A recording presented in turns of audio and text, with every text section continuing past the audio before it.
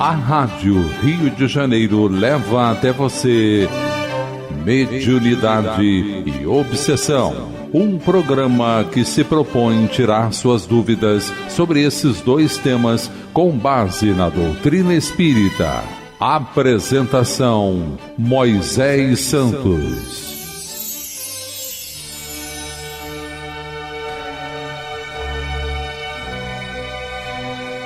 Caríssimos ouvintes da Rádio Rio de Janeiro, eu sou Moisés Santos e este é o programa Mediunidade e Obsessão, que você acompanha conosco aqui na Rádio Rio de Janeiro, meu caro ouvinte. Estamos estudando os recursos compatíveis com a mediunidade, com Jesus, dentro das reuniões mediúnicas de uma casa espírita. Já estamos na apostila do programa 2, que tem por título Mediunidade, Estudo e Prática, da Federação Espírita Brasileira. Estamos no módulo 1, a prática mediúnica na casa espírita, tema 1. E dando continuidade ao programa anterior, estamos no ponto: é fundamental que o grupo seja constituído de elementos simpáticos entre si, unidos pela busca de objetivos superiores e pelo desejo de se aperfeiçoarem, moral e intelectualmente, conduzindo-se por esta diretriz do Livro dos Médiuns. Uma reunião é um ser coletivo, cujas qualidades e propriedades são a resultante de seus membros, formando uma espécie de feixe. Ora, quanto mais homogêneo for esse feixe, tanto mais força terá. Então, meu caro ouvinte, o grupo que se reúne para realizar a reunião mediúnica deve apresentar afinidades, aquela condição natural de espontaneidade, de simpatia, de respeito e de comunhão com os mesmos objetivos de desenvolvimento moral e intelectual, com a proposta de servir ao bem. Não é aconselhável na reunião a presença de encarnados que apresentam sinais de processo obsessivo. Então isso cabe ao dirigente da reunião mediúnica observar ou receber da própria pessoa que está passando momentaneamente por uma situação de desafio dentro desse processo, que ele busque o tratamento da casa, que busque receber o passe, que afaste-se momentaneamente da reunião, até se recuperar. O mesmo se aplica ao trabalhador do grupo que se encontra sob o jugo de obsessão. Deve ser afastado das atividades mediúnicas e encaminhado ao serviço de atendimento espiritual da casa espírita, ou a pessoa responsável na instituição por esse gênero da tarefa, devendo retornar ao grupo mediúnico quando se revelar equilibrado. A condução de uma reunião mediúnica, nos padrões evangélico-doutrinários, deve pautar-se sempre pela simplicidade. Mas, meu caro ouvinte, como se dão essas condições de simplicidade para executar a tarefa da reunião mediúnica? Vamos esclarecer este conceito. Esclarecendo conceitos. A simplicidade que deve se observar nas reuniões mediúnicas de padrões evangélico-doutrinários apresenta-se primeiramente na pureza do coração, na intenção de servir e apresentar-se de forma espontânea, sem adornos, sem recursos extraordinários, sem apresentações exteriores, mas aquela que tange o sentimento, na proposta de obedecer, de oferecer o melhor de si, reconhecendo os próprios limites. E assim também as próprias condições físicas dentro da sala que se estabelecerá a reunião, sem adornos, sem muitos aparatos, sem quadros exuberantes, sem condições luxuosas. Tudo muito simples. Quanto mais simples, melhor para o atendimento dentro desses padrões de assistência e amor no ideal com Jesus. Seguindo para o tópico número 3 desse módulo, horário, duração e frequência da reunião mediúnica. A duração média da reunião é de 1h30, mas pode ser estendida até o máximo de 2 horas. Não mais, abrangendo nesse período de tempo etapas bem definidas, como sejam a leitura preparatória, prece de abertura, estudo, se necessário, e irradiações mentais. Então, aqueles nomes que foram escritos e colocados na caixa ou compartilhados pelo grupo podem ser impressos e mencionados, e uma prece específica para esses nomes podem ser realizadas em favor de uma oportunidade de conexão com assistência espiritual. Manifestação dos espíritos necessitados de auxílio e ou dos benfeitores. Às vezes o benfeitor inicia a reunião dando as instruções do programa estabelecido pelo mundo espiritual. Na maior parte das vezes, apresentam-se no final para nos instruir. Prece de encerramento e avaliação da reunião. Essa avaliação, meu caro ouvinte, não é para nós comentarmos os casos, e sim para apresentar as nossas impressões, o quanto nós temos que reconsiderar a nossa participação, o que realizamos e o que poderíamos melhorar. Esta é a avaliação que deve ser feita. Não se recomenda mais de 60 minutos para a prática mediúnica propriamente dita. O dia, o horário e o local de funcionamento do grupo mediúnico devem ser definidos previamente, mantendo-os inalteráveis, sempre que possível. Por que esse horário tem que ser o mesmo, o local e o dia? Porque o mundo espiritual se mobiliza inteiramente para estabelecer o concurso com os encarnados e conduzir a reunião dentro de um programa pré-estabelecido. Como orienta Leon Denis, convém reunir-se em dias e horas fixos e no mesmo lugar.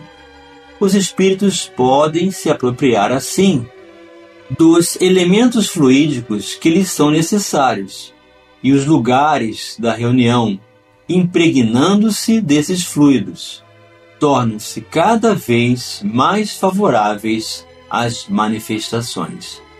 Então aqui é a questão do ambiente, que vai recebendo as impressões desses fluidos e torna-se cada vez mais propício para esse atendimento. A periodicidade é, em geral, de uma reunião semanal, mas conforme as circunstâncias pode ser quinzenal ou, mais raramente, mensal. É medida de bom senso não realizar reuniões extemporâneas ou ocasionais, cuja ocorrência deve ser de caráter excepcional, em atendimento a situações especiais, definidas pela direção da casa espírita. Então, às vezes, chega alguém na casa espírita solicitando atendimento, alguém que está passando por um processo obsessivo grave. Então, estabelece-se um novo dia para realizar uma reunião especial, específica para essa pessoa, sempre com a orientação dos benfeitores em suas comunicações. É preferível que o trabalho do grupo mediúnico mantenha-se vinculado a apenas uma reunião semanal, pois assim pode honrar o compromisso de assiduidade, sem maiores problemas, e evitar desgastes energéticos e psíquicos, sobretudo em se tratando dos médiuns de efeitos patentes, tais como os psicofônicos, psicógrafos e os de efeitos físicos. Então essa também é uma ponderação muito importante. Se o médium já participa de uma reunião mediúnica de desobsessão, ele não está em condições de fazer, por exemplo, parte do grupo do tratamento espiritual, porque vai despender muitos fluidos e vai além então da sua capacidade de recuperação e estabelece um risco de assiduidade, não qualificando ou não estando presente de forma adequada nessas duas reuniões. Daí Kardec ponderar que o exercício muito prolongado de qualquer faculdade provoca fadiga. A mediunidade está no mesmo caso. Analisa também que, conforme as condições pessoais do trabalhador, enfermidade, cansaço prolongado, etc., é prudente, necessário mesmo, a abstenção, ou pelo menos o exercício moderado. Vai depender do estado físico e moral do médium. Então existe essa recomendação: não participar de mais de uma reunião mediúnica, mais de um tipo de reunião mediúnica na casa espírita, ou a reunião de desobsessão ou a reunião de tratamento, porque a condição de estabelecer um exercício prolongado da mediunidade vai gerar fadiga, cansaço e até predisposição a enfermidades físicas. Então o limite das nossas forças estabelece o limite do trabalho. Acrescenta-se a tais considerações outra de André Luiz, relacionada à manifestação dos espíritos necessitados de auxílio. Só se devem permitir a cada médium 2 passividades por reunião, eliminando com isso maiores dispêndios de energia e manifestações sucessivas ou encadeadas, inconvenientes sob vários aspectos. Então essa é a preocupação da espiritualidade superior conosco, que nos dispomos ao trabalho mediúnico na casa, e estabelecer esses limites para que a assistência seja de qualificação cada vez maior e se preserve a saúde mental, emocional, espiritual e, consequentemente, física de todos nós dentro desse trabalho. Vamos continuar estudando a prática mediúnica na casa espírita já no próximo bloco. Participe do programa Mediunidade e Obsessão enviando sua sugestão ou pergunta para o e-mail meo@radioriodejaneiro.am.br ou pelo WhatsApp 984867633 aos cuidados de Moisés Santos. A Rádio Rio de Janeiro está apresentando Mediunidade e Obsessão. Apresentação: Moisés Santos. Caríssimos ouvintes da Rádio Rio de Janeiro, voltamos agora para o segundo bloco do nosso programa de hoje, que você acompanha conosco, meu caro ouvinte. E você já sabe, estamos estudando a nova apostila de programa 2, Mediunidade, Estudo e Prática, da Federação Espírita Brasileira. Estamos estudando a prática mediúnica na casa espírita. Estamos conhecendo os recursos, as técnicas, as predisposições, as regras naturais de ocupação de cada um de nós dentro de suas funções para melhor desempenharmos essas atividades. Vamos dar continuidade agora no item 4, renovação, assiduidade e pontualidade da equipe. A aceitação de novos participantes ao grupo mediúnico é natural, mas deve ser definida com critério e bom senso. Nem abrir excessivamente as portas do grupo, permitindo um vai e vem de pessoas, nem bloquear ou dificultar a entrada de novos trabalhadores.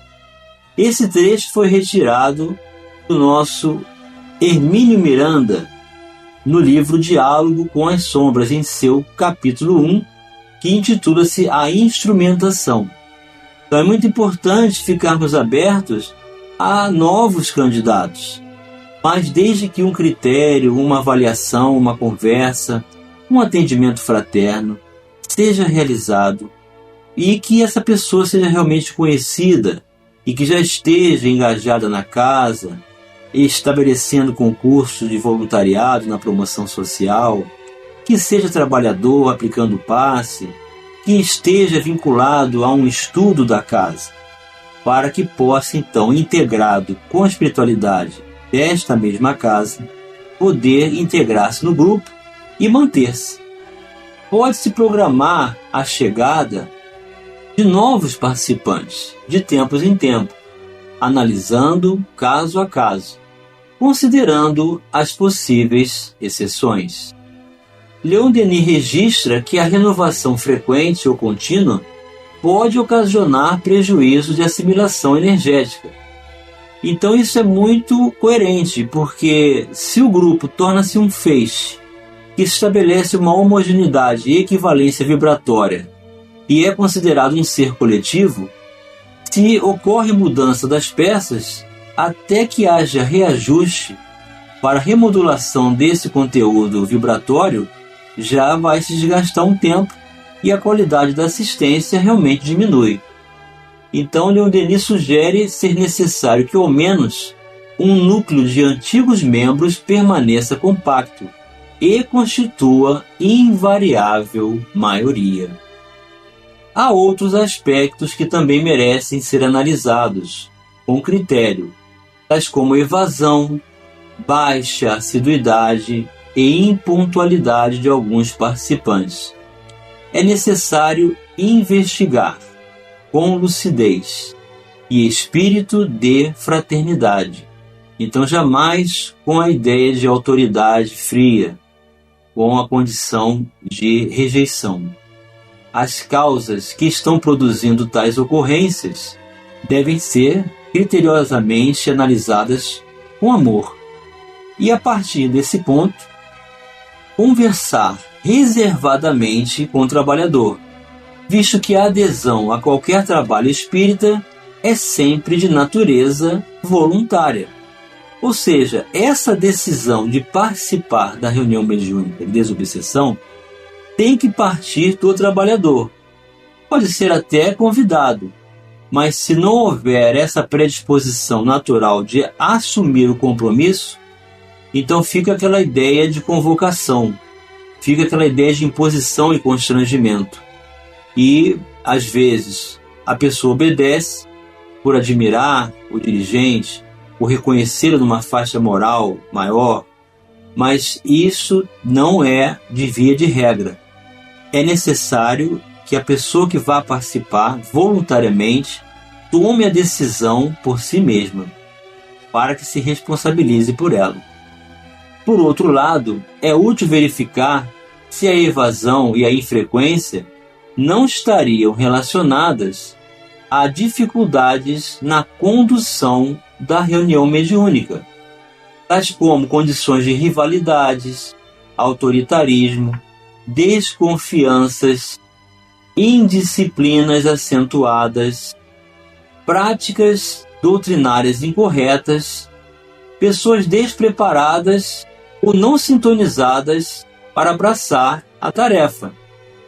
Então será preciso fazer essa abordagem também.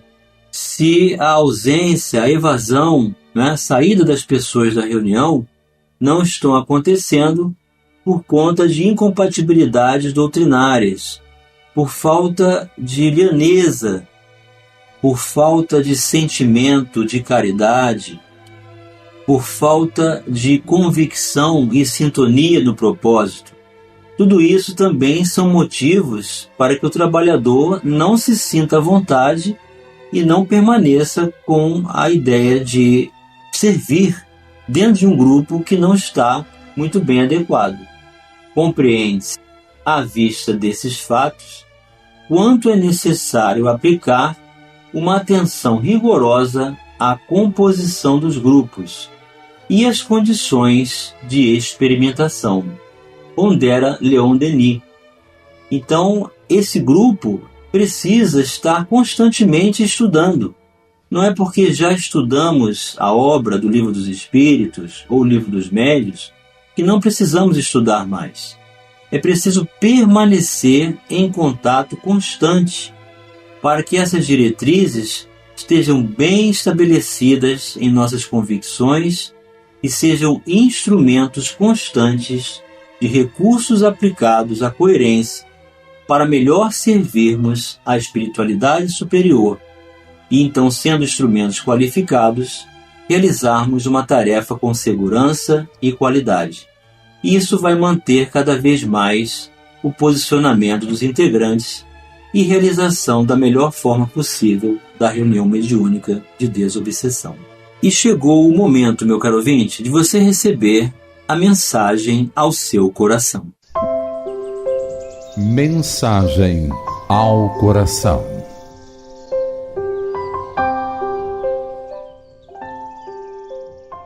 Do livro Mediunidade e Sintonia, pela psicografia de Francisco Cândido Xavier, pelo Espírito Emmanuel, capítulo 12, Estudando o Bem e o Mal.